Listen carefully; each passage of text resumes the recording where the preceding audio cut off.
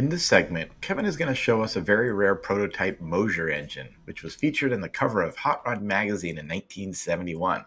This weird-looking porcupine engine is a high-compression, dual overhead cam, 4-valve Chevy 350, originally made for Indy racing. This is a rare opportunity to see one up close and hear from the expert who is reassembling only one of few in existence.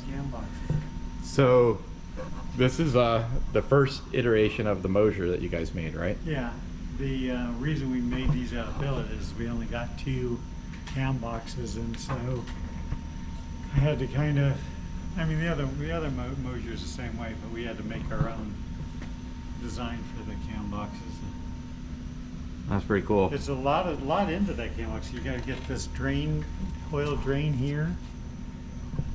You know, get the tube to come down into this bottom compartment so that all the oil can drain back to the back.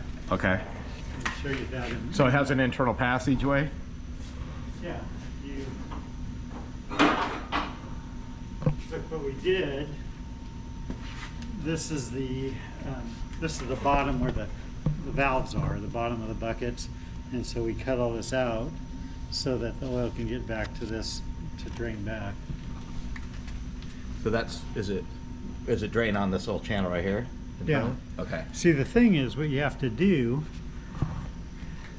is the oil has to drain down from the top here,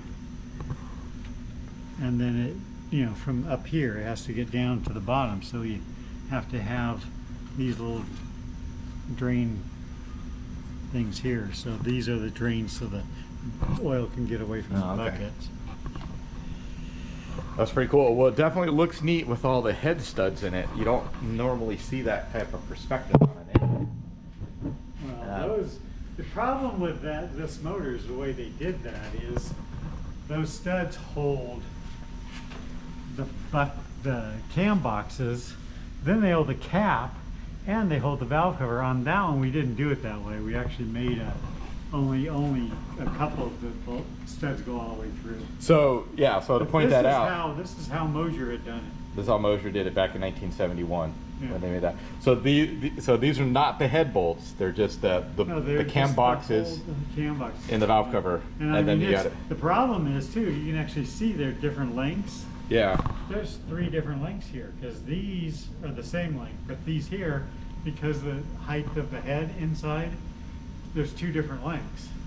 Okay. And just so again, pain in the ass just getting the. So the folks that maybe haven't seen this before, it's a Chevy 350 bottom end, small block bottom end. This is the one that Cal had in that truck. And what's cool about this one is how you guys made these little passageways, right, for the water pump. How they're sticking out a little bit, but this is the unique one right here. I don't like that. So that's never been my favorite way to do it.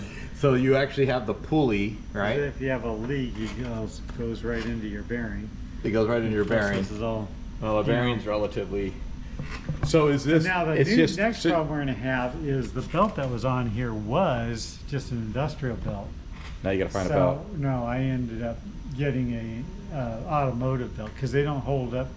Industrial belts don't hold up as well in oil. Okay. So I went ahead and ordered a automotive belt. And so what the problem is I don't have one this length. It's going to be 2 teeth longer. Ah. So on this, right, you just made the inside of the bearing or the inside of the idler the same shape of the profile? Yeah, he's always doing. Oh, Pete has good ideas.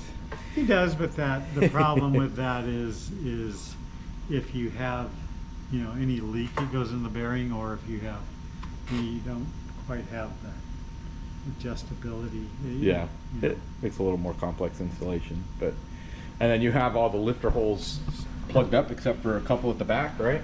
Yeah, the oil. Well, this motor we're not doing that, so I don't even know why we have that. What we're using these for? So these aren't for oil supply? Well, no, because we have this here going to the cam boxes, so I don't know why we were doing any of that. Maybe the design process changed halfway through? Yeah, I mean, or maybe those just happen to have holes in them already, because they look like just a regular 3/8 tab, not a pipe tab. Now, one of the other things I want to point out that is unique about this engine is right under here, right? It's got, how many exhaust ports does it have? Oh, it has one for each valve. So One for each there's, valve, so there's 16, right? 16 exhaust ports, yeah. So the headers have to have 16 tubes or outlets. That's, you know, it's funny because that's how we did all that work to change the exhaust on the 7-liter motor to come into one, and this is the opposite of this. I mean, Yeah. And the reason this was out is because Cal blew a head gasket, right? Or cracked a head, or what was it? no, what happened actually was the corrosion around one of the water ports in the head. These heads aren't the best casting, and he was just running water. Oh, so it, And so the corrosion got around into the aluminum and okay. opened Ate up, it through. Ate it through, yeah. And then here's a closer look at the box on the bench again, and these are the covers. Yeah. What's this? This is Pete's thing. No, it was a high-tech rat rod. High tech rat. Yeah. So that you guys made that too. Yeah, he just glued this on here. That's cool. Oh.